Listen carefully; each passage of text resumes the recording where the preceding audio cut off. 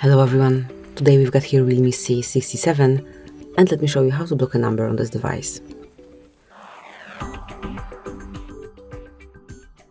First of all, open your phone gather. From main panel, select more icon here and click on settings. Here select block numbers, and now you can either block all unknown colors if you want to, just by tapping on this indicator, or tap on add a number, and now you can provide number manually by yourself. Tap on block then, and that's it.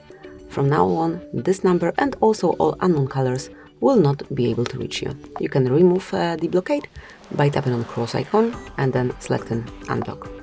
Then you can also block some particular color from your contacts.